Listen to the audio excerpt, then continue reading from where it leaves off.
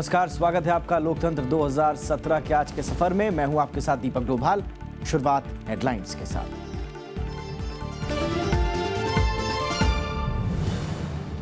विवादित बयान पर चुनाव आयोग की साक्षी महाराज को कड़ी फटकार, आचार संहिता के उल्लंघन पर कड़ी कार्रवाई की चेतावनी।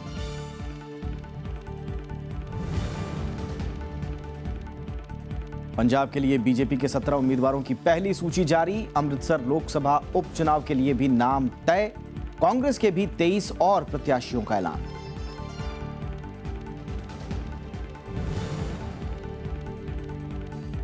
मुख्य चुनाव आयुक्त नसीम जैदी का 2 दिनों का पंजाब दौरा पूरा, राज्य में शांतिपूर्ण और निष्पक्ष चुनाव का दिलाया भरोसा।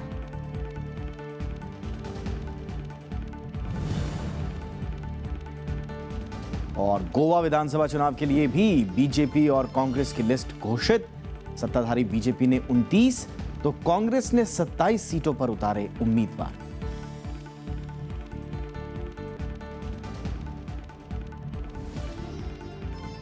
चुनाव आयोग ने बीजेपी सांसद साक्षी महाराज को उनके विवादित बयान देने पर फटकार लगाई है। उनके जवाब से असंतुष्ट आयोग ने दोबारा चुनाव आचार संहिता का उल्लंघन करने पर उन्हें सख्त कार्रवाई की चेतावनी दी है।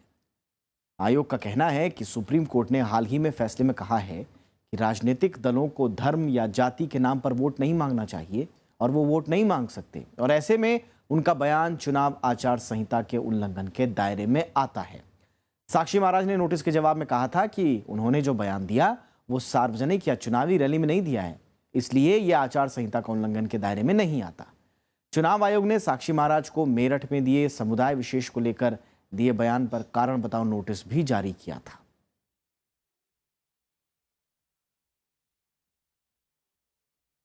और अब बात करते हैं पंजाब की।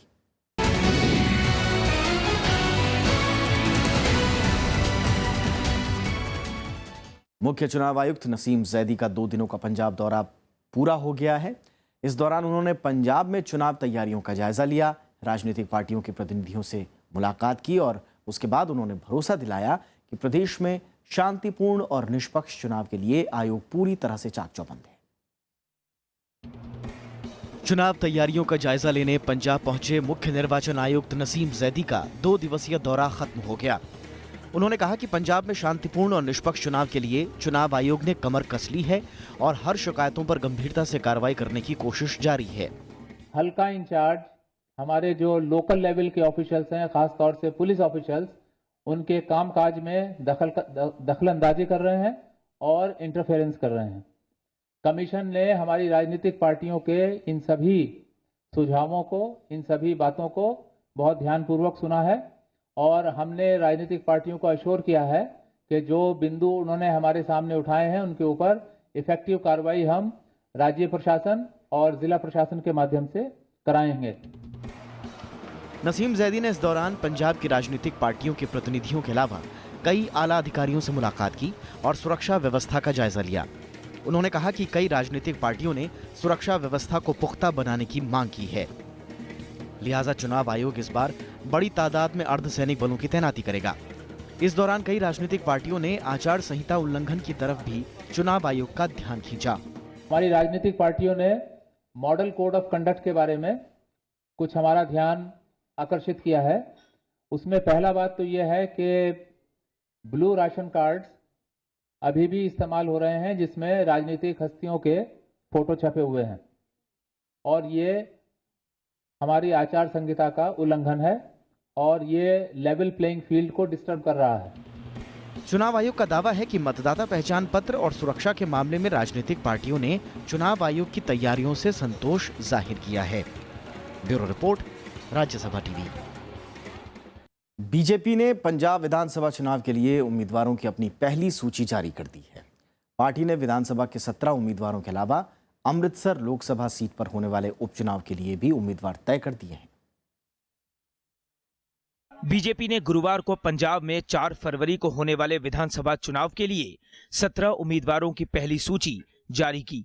पार्टी ने राज्य में मौजूदा 5 विधायकों पर फिर से भरोसा जताते हुए टिकट दिया है। इसके अलावा अमृतसर लोकसभा सीट पर होने वाले उपचुनाव के लिए राजेंद्र मोहन चिन्ना को पार्टी उम्मीदवार बनाया गया है। आगे हमारी चुनाव समिति की फिर बैठक होगी, उस बैठक में बाकी उस पर नाम लिए जाएंगे। पंजाब में जो अमृतसर की लोकसभा की सीट है, उसके लिए डॉक्टर सरदार राजेंद्र मोहन चीना, ये हमारे लोकसभा अमृतसर की सीट के कैंडिडेट होंगे। पंजाब में बीजेपी का शिरोमणि अकाली दल के साथ गठबंधन है। पार्टी 23 सीटों पर चुनाव लड़ेगी। बीजेपी कोटे की बाकी 6 सीटों पर उम्मीदवारों को लेकर स्थिति साफ नहीं है। इनमें 5 पर पिछले चुनावों में बीजेपी के उम्मीदवार जीते थे। पंजाब के चुनाव में हम लोगों ने कोशिश की है कि समाज के सभी वर्गों का प्रतिनिधित्व हो और साथ ही साथ चुनाव में प्रत्याशी जो हमारे हैं उनको हम जो अच्छे प्रत्याशी चुनाव की दृष्टि से हमारे इसमें भाग लेंगे। 2012 में हुए विधानसभा चुनाव में बीजेपी को 11 सीटों पर जीत हासिल हुई थी। इनमें से नवजोत सिंह सिद्धू की पत्नी नवजोत कौर पार्टी छोड़कर कांग्रेस में शामिल हो चुकी हैं। पार्टी 75 साल से ज्यादा उम्र के अपने 2 मौजूदा मंत्रियों समेत 5 विधायकों को दोबारा टिकट देने के पक्ष में नहीं है। Bureau report, Rajya Sabha TV. Congress ने पंजाब में 23 और उम्मीदवारों के नामों का ऐलान किया है। पार्टी ने अपनी तीसरी लिस्ट में मौजूदा विधायकों समेत कई प्रमुख लोगों के रिश्तेदारों को जगह दी है।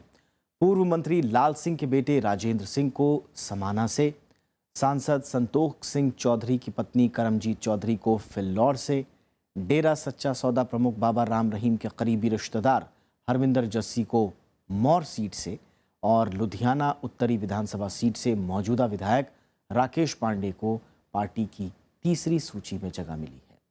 कांग्रेस राज्य में पहले ही अपने 77 उम्मीदवारों के नामों का ऐलान कर चुकी है। 3 बार कांग्रेस के विधायक रह चुके दरबारी लाल ने वापस कांग्रेस का दामन थाम लिया है। वो पंजाब विधानसभा में उपाध्यक्ष भी रह चुके हैं। 2014 लोकसभा चुनाव के बाद दरबारी लाल बीजेपी में शामिल हो गए थे, लेकिन पंजाब में आम आदमी पार्टी की तैयारियों को देखने के बाद उन्होंने बीजेपी छोड़ आम आदमी पार्टी की सदस्यता ले ली और साल भर भी नहीं हुए कि दरबारी लाल ने आम आदमी पार्टी छोड़कर वापस कांग्रेस का हाथ पकड़ लिया। असल में अमृतसर सेंट्रल से टिकट नहीं मिलने के बाद दरबारी लाल नाराज चल रहे थे। आम आदमी पार्टी का कहना है कि दरबारी लाल के खिलाफ भ्रष्टाचार की शिकायत मिलने के बाद पार्टी ने उनका टिकट काटा।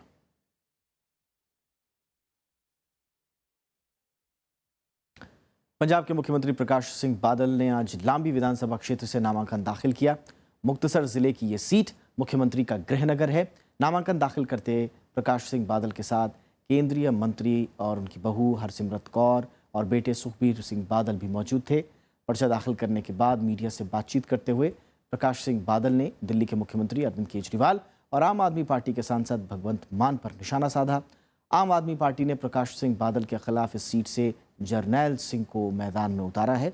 दूसरी ओर उप मुख्यमंत्री सुखबीर सिंह बादल ने भी फाजिलका जिले के जलालाबाद विधानसभा सीट से नामांकन भरा। पंजाब सरकार में मंत्री बिक्रम सिंह मजीठिया ने भी गुरुवार को नामांकन भर दिया।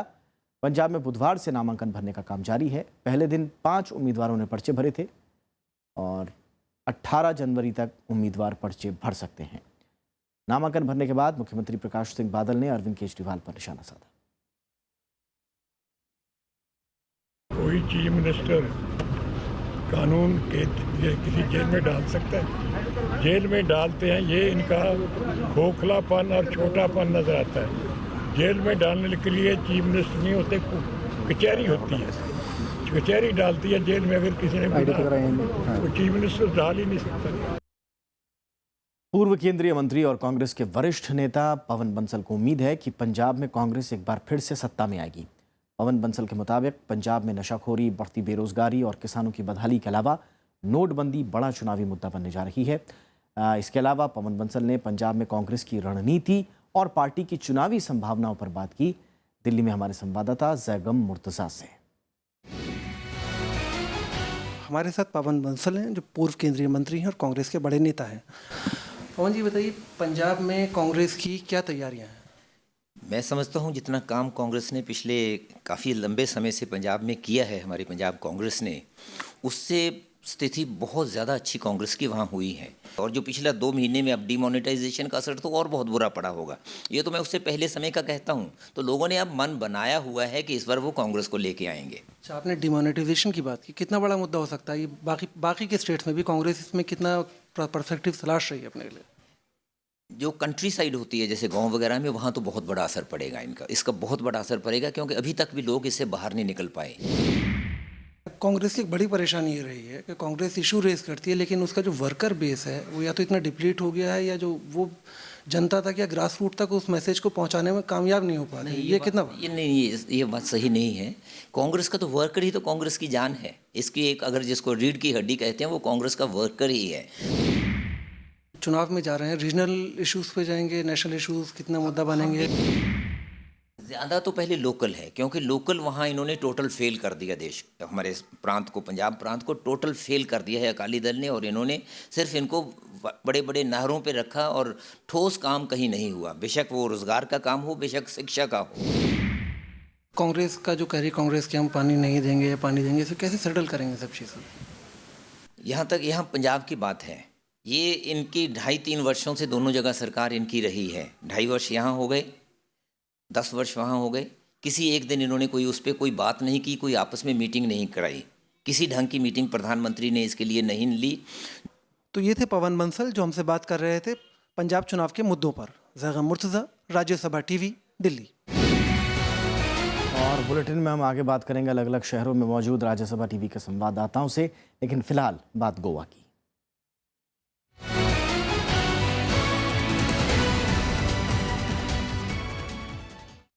बीजेपी और कांग्रेस ने आज गोवा विधानसभा चुनाव के लिए पहली सूची जारी कर दी है। अकेले चुनाव लड़ रही बीजेपी ने 29 सीटों पर उम्मीदवारों का ऐलान किया है, जबकि कांग्रेस ने 27 सीटों पर उम्मीदवार उतारे। बीजेपी ने गुरुवार को गोवा के लिए 29 उम्मीदवारों की सूची जारी कर दी। पार्टी ने मुख्यमंत्री लक्ष्मीकांत पार्सेकर समेत 18 मौजूदा विधायकों को टिकट दिया है। गोवा की सभी 40 सीटों पर इस बार बीजेपी अकेली चुनाव लड़ रही है।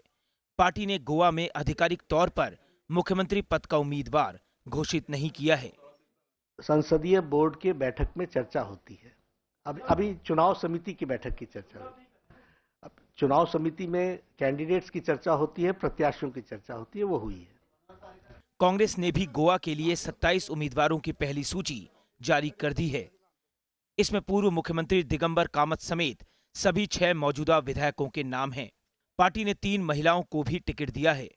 कांग्रेस ने बीजेपी के पूर्व विधायक दयानंद सोपटे को मुख्यमंत्री लक्ष्मीकांत पार्सेकर के खिलाफ मैदान में उतारा है। वहीं दिगंबर कामत ने गुरुवार को पर्चा भी दाखिल कर दिया। They came to power with lots of things, lots of assurances. Now we are going to tell the people, you yourself ask your conscience, how many assurances they have fulfilled. As far as Margam is concerned, let them show in 5 years one development which has been brought by this government. Goa की सभी 40 सीटों पर 4 फरवरी को मतदान होना है। आम आदमी पार्टी के आने और महाराष्ट्रवादी गोमांतक पार्टी का बीजेपी से गठबंधन टूटने के बाद कई सीटों पर बहुकोणीय मुकाबले के आसार हैं। विशाल दहिया के साथ प्रणव गोस्वामी, राज्यसभा टीवी। गोवा में सत्ताधारी बीजेपी को उम्मीद है कि वो 5 साल के काम के बूते फिर से सत्ता में लौटेगी। बीजेपी के प्रदेश अध्यक्ष विनय तेंदुलकर से हमारे संवाददाता रविंद्र सिंह शौरान ने खास बातचीत की। एक चिट्ठी लिखी है पूर्व मंत्री विल्फर्ड ने प्राइम मिनिस्टर को, जिसमें कहा गया है कि कुछ ऐसे लोगों को शामिल किया जा रहा है कांग्रेस से जो कि प्राइम मिनिस्टर के ऑब्जेक्टिव भ्रष्टाचार से लड़ने के हैं, उनको कमजोर कर रहे हैं। वो तो इश्यू सॉल्व हुआ है। लास्ट टाइम आरएम ने भी प्रेस को बोला है वो कुछ भी इश्यू नहीं है। हम अभी इलेक्शन को जा रहे हैं। अभी 29 की लिस्ट जारी की है और थोड़े दिन में कल परसों बाकी एक 8-10 की उम्मीदवारी तय हो जाएगी। तो क्या क्या ऐसे मुद्दे हैं सर जिनको लेके आप इस बार चुनाव में जा रहे हैं? तो हमारा विकास, क्या हुआ काम और आगे क्या करने का, क्या क्या करने का है, क्या प्लान है सर? मैनिफेस्टो कब तक आएगा? मैनिफेस्टो अभी एक 8 दिन में आएगा। आपकी क्या विशेष उपलब्धियां आप गिनवाना चाहेंगे? 4-5 नहीं, डेवलपमेंट के अलावा रोजगार के बारे में various schemes we are implementing, अभी चालू उसके से और इम्प्लीमेंट करेंगे, ऐसा कुछ आएगा। और इस तरह के आरोप लग रहे हैं कि जो वादे 2012 में किए गए थे वो पूरे नहीं हुए हैं। जो 100% वादे नहीं पूरे होते, लेकिन 90% तो वादे किए थे वो पूरे हो गए। और इसके अलावा जो वादे नहीं किए थे उसमें भी हम नए काम किए। पर भाषा का मुद्दा भी बचा है सर, और कसिनो का मुद्दा तो इलेक्शन में नहीं, यानी सुप्रीम कोर्ट का ये है। और कसिनो अभी भी चालू है, आपने वादा किया था 2012। वादा किया था, लेकिन हम शिफ्ट करेंगे करके, वैसे उपलब्ध जगह कोई देता है किधर तो हम उधर शिफ्ट करेंगे। तो आम आदमी पार्टी नया एंट्रेंट है सर, लगता है कि उससे कुछ किसी तरह का आप लोगों को डेंट पड़ सकता है आपके वोट बैंक में? कुछ नहीं, आम आदमी किसको भी डेंट नहीं पड़ेगा। लगभग 26 तक गोवा में जीतेंगे, लेकिन नाम पे और हमारे स्कीम के ऊपर ही। लेकिन मुख्यमंत्री के नाम की घोषणा चुनाव के पहले नहीं की जाएगी। आफ्टर इलेक्शन मुख्यमंत्री घोषणा हो जाएगी, सब विधायक और केंद्रीय हमारा पार्लियामेंट्री बोर्ड है वो तय। तो आप भी हैं सर दौड़ में? नहीं, मैं दौड़ में नहीं, मैं खाली प्रचार करना है। और पणजी से हमारे संवाददाता रविंद्र सिंह शोरान इस वक्त हमारे साथ जुड़ चुके हैं गोवा से, उनका रुख करते हैं। रविंद्र, आम आदमी पार्टी की जिस तरह से वहाँ पर दस्तक हुई है और अरविंद केजरीवाल ने जिस तरह से वहाँ पर रैलियों को संबोधित किया, और ये कहा भी जा रहा है कि एक दमदार फाइट आम आदमी पार्टी वहाँ पर दे सकती है, लेकिन क्या आपको ग्राउंड लेवल पर सच्चाई दिख रही है? बीजेपी और कांग्रेस के लिए आम आदमी पार्टी कितना चुनौती लेकर वहाँ पर खड़ी दिखाई दे रही है?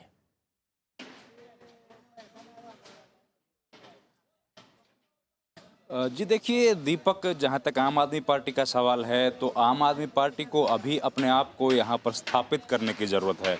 अभी जो हमारी लोकल लोगों से बात हुई है उनका यही कहना है कि अभी तक आम आदमी पार्टी को जांचा नहीं गया है, उनके काम के बारे में अभी तक किसी तरह की टीका टिप्पणी करना संभव नहीं है, क्योंकि वो लोग बहुत थोड़े समय से अभी जो है गोवा की राजनीति में कदम रखे हैं। दूसरा, जहाँ तक उनके मुख्यमंत्री उम्मीदवार एल्विस गोम्स का सवाल है, जिन्होंने आज अपना नामांकन पत्र भी दाखिल कर दिया है, उनके बारे में सब लोगों का यही कहना है कि उनकी छवि साफ है और एक अच्छे अधिकारी के रूप में उन्होंने गोवा में जनहित के भी काम किए हैं और आम आदमी से जुड़े हुए भी कुछ स्कीम्स वो लेके आए थे। हालांकि एक मामले में उनका भी नाम है जिसमें चार्जशीट दाखिल की गई है उनके खिलाफ भी जी। लेकिन मोटे तौर पर देखा जाए तो आम आदमी पार्टी पर अभी कितना भरोसा है ये कहना संभव नहीं है। ये मुश्किल है और अभी वक्त लगेगा, पार्टी को अभी वक्त लगेगा अपने जनाधार में, लेकिन कितना फाइट दे पाती है इन चुनाव में ये देखना वाकई दिलचस्प होगा। शुक्रिया रविंद्र इस तमाम जानकारी के लिए। और अब उत्तर प्रदेश की बात।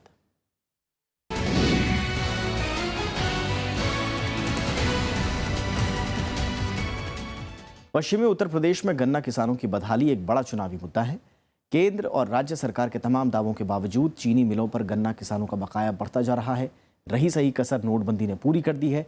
हालात इतने बदतर हैं कि किसान अपने भुगतान की उम्मीद छोड़ते नजर आ रहे हैं। ये है कुलदीप सिंह। मेरठ जिले के छोटे से गांव मसूरी में रहने वाले कुलदीप पेशे से किसान हैं।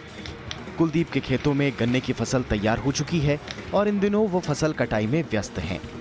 इसके बावजूद उनके चेहरे पर खुशी की जगह चिंता की लकीरें हैं। दरअसल चीनी मिल पर उनका पिछला भुगतान बकाया है। इस साल का भुगतान भी समय से मिलने की उम्मीद कम ही है। ये सिर्फ कुलदीप की परेशानी नहीं है, इलाके के सारे किसान गन्ना भुगतान को लेकर परेशान हैं। तो यही है जी, हमारा पेमेंट करवा दें, हर 15 दिन के अंदर ही पेमेंट होना चाहिए। तो पूरे साल तो मेहनत कराएंगे, फिर अगले साल पेमेंट हो रहा है, यानी कि मेहनत ही 2 साल में मिल रही है जगह।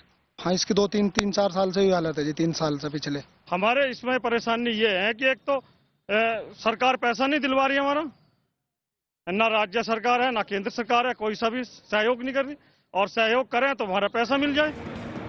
दरअसल गन्ना पश्चिम उत्तर प्रदेश के किसानों की जीवन रेखा माना जाता है। उत्तर प्रदेश में करीब 160 चीनी मिल हैं। इनमें आधी से ज्यादा पश्चिमी इलाके में है। एक जमाने में गन्ने की फसल यहाँ के किसानों के लिए समृद्धि लेकर आती थी। अब सिर्फ मेरठ जिले में ही मिलों पर किसानों का 474 करोड़ रुपए बकाया है। गन्ना भुगतान समय से न होने की मार किसानों के अलावा खेतीहर मजदूरों पर भी पड़ी है। प्रधानमंत्री ने उस समय कहा चुनाव के दौरान कि हम किसान की आय दोगुनी करेंगे। दोगुनी तो दूर रही, जो किसान जो था उसकी आर्थिक स्थिति और खराब हुई है। और दुखद बात यह है कि प्रधानमंत्री, देश का प्रधानमंत्री सहारनपुर की सभा में जिस दिन ये कह रहा था कि हमने 90% किसान का गन्ना किसान का पेमेंट कर दिया, अकेली शुगर फैक्ट्री मलकपुर पे उस दिन करीब 400 करोड़ रुपया बाकी था। कमाने वाला मेरा कोई नहीं, केली मजदूरी करने वाली हूँ और मजदूरी करके वहीं छोड़ जाती हूँ। बाज वक्त ऐसा होता है जो मतलब हमारा चूल्हा भी ठंडा रह जाता है। मेरठ पश्चिमी उत्तर प्रदेश में किसान जागरण का केंद्र माना जाता है। गन्ना मूल्य भुगतान, समय से चीनी मिल चलने जैसे मुद्दों पर यहां आंदोलन होते रहते हैं। इस बार नकदी की कमी, गन्ने का बकाया भुगतान और किसानों से जुड़ी समस्याएं मेरठ और आसपास के इलाके में बड़ा चुनावी मुद्दा है। अरविंद कुमार सिंह, राज्यसभा टीवी। और हमारे सहयोगी अरविंद कुमार सिंह इस वक्त हमारे साथ जुड़ चुके हैं। अरविंद जी, आप इस वक्त बुलंदशहर में हैं और बुलंदशहर गैंग रेप कांड ने पूरे देश को हिलाकर रख दिया था और उत्तर प्रदेश की कानून व्यवस्था पर एक बार फिर सवालिया निशान खड़े हो गए थे। क्या इस चुनाव में पश्चिमी उत्तर प्रदेश का ये जो पूरा बेल्ट रहा है, कानून व्यवस्था यहाँ पर सबसे बड़ा मुद्दा रही है, क्या इन चुनावों में कानून व्यवस्था, क्राइम रेट कोई मुद्दा बनता हुआ देख रहे हैं आप? जी बिल्कुल, इसमें जो है दीपक, जहाँ तक कानून व्यवस्था का सवाल है तो पूरा पश्चिमी उत्तर प्रदेश जो कि मुख्य रूप से खेती आधारित जो है, खेती और उद्यमों पर आधारित है, उसमें खेतीबाड़ी एक तरह से लाइफलाइन है और गन्ना जो एक बड़ा उद्योग है। वहाँ निश्चित तौर पर हाल के सालों में जो है काफ़ी बेरोजगारी बढ़ी है और साथ ही साथ जो है कानून व्यवस्था की स्थिति भी लचर हुई है। बेरोजगारी बढ़ने के साथ अपराध भी बढ़े हैं और ये बहुत सारे मुद्दों के साथ जो है ये भी एक प्रमुख मुद्दा है, खासतौर पर नगरीय इलाकों में। और रोज कोई न कोई ऐसी वारदातें होती रहती हैं, तो निश्चित तौर पर कानून व्यवस्था एक मुद्दा है। लेकिन इस समय जो प्रमुख रूप से इस समय मुद्दा बना हुआ पूरे पश्चिम में, खासतौर पर जो है बागपत से लेकर के और बुलंदशहर तक गन्ना किसानों का मुद्दा है, एक बड़ा बहुत ज़्यादा बकाया है। और साथ ही साथ जो है जो फसलों के वाजिब दाम ना मिलना, इस समय नोटबंदी ने जो है किसानों को बहुत ही बुरे तरीके से प्रभावित किया है जी। साथ ही साथ जो है जो छोटे कारोबारी हैं उनको भी आहत किया है। तो ये सारे मुद्दे हैं जी जी। लेकिन अभी चुनावी गर्मी जो है दीपक अभी 16 तारीख के बाद आनी है, जबकि बीजेपी के टिकट वगैरह डिक्लेयर होंगे अभी बीजेपी में या जी। और उसके बाद कौन से मुद्दे लगाई हुई लेकर पार्टियां मैदान में आती हैं, ये देखना वाकई दिलचस्प होगा। बहुत बहुत शुक्रिया अरविंद जी इस तमाम जानकारी के लिए। और अब बात उत्तराखंड की।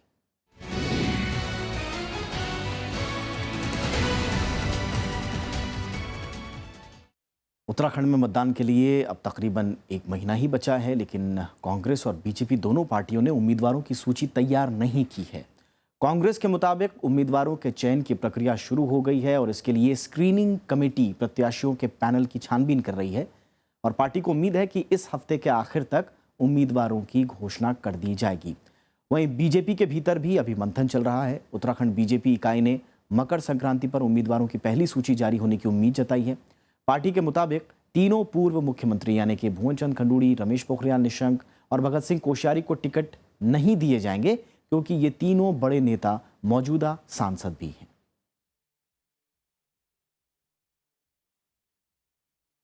और हमारे संवाददाता नवविक्रम सिंह देहरादून से इस वक्त हमारे साथ जुड़ चुके हैं। नवविक्रम, इतना लेट लतीफी क्यों हो रही है पार्टी कांग्रेस और बीजेपी की अगर हम बात करें तो अब तक उम्मीदवारों के नाम फाइनल नहीं हुए हैं। बहुत ही मान मनोबल, सिर्फ उटव्वल जिसे कहा जाता है वो चल रहा है। इसकी कोई वजह बताई है पार्टियों ने? देखिए, अगर बीजेपी की बात करें तो निश्चित रूप से जो कांग्रेस की तरफ से बीजेपी के खेमे में जो विधायक गए थे, उससे जो पुराने बीजेपी के विधानसभा या जिलों में नेता हैं उनके बगावती तेवर हैं और वहां पर जो नए जो लोग हैं, जो जैसे कि अगर रुड़की की बात करें तो वहां प्रदीप बत्रा हैं जो कैबिनेट मंत्री भी थे और उनके अपोजिट में सुरेश चंद्र जैन हैं जिन्हें टिकट की दरकार है। ऐसे में कई विधानसभा सीटों पर कमोबेश यही नजर है। तो ऐसे में जो स्थिति है वो बीजेपी के लिए खासा परेशानी वाली है कि किसे टिकट दिया जाए और किसे टिकट ना दिया जाए। और इस चुनावी मौसम में खासतौर पर बीजेपी किसी की नाराजगी मोल नहीं लेना चाहेगी। अगर कांग्रेस की बात करें तो कांग्रेस में भी अभी इस पर मंथन चल रहा है लगातार। मेरी अभी बात हुई कांग्रेस प्रदेश अध्यक्ष से, उन्होंने कहा कि हमारे प्रत्याशी लगभग तय हो चुके हैं और जल्द ही अनाउंस किए जाएंगे। एक और इसमें बात बताना चाहूंगा, क्योंकि मकर संक्रांति का पर्व है, उसके बाद ज्यादातर पॉलिटिकल पार्टियों का माइंडसेट होता है कि शुभ काम के लिए वो ज्यादा बेहतर मानी जाती है। जी हाँ, तो उसका भी इंतजार करना होगा। और कुछ बीजेपी ने खासकर कहा है कि वो मकर संक्रांति पर अपनी लिस्ट जारी करेगी। फिलहाल बहुत बहुत शुक्रिया इस तमाम जानकारी के लिए नवविक्रम। और अब बात करेंगे मणिपुर की नगा यूनाइटेड काउंसिल ने नगा से इम्फाल के राष्ट्रीय राजमार्ग पर आर्थिक नाकेबंदी लगा रखी है और ये लोग सरकार के 7 नए जिले बनाने का विरोध कर रहे हैं। लोकतंत्र 2017 के आज के सफ़र में हम आपको जाते जाते इसी खास स्टोरी के साथ छोड़े जा रहे हैं। हमें इजाज़त दीजिए। नमस्कार।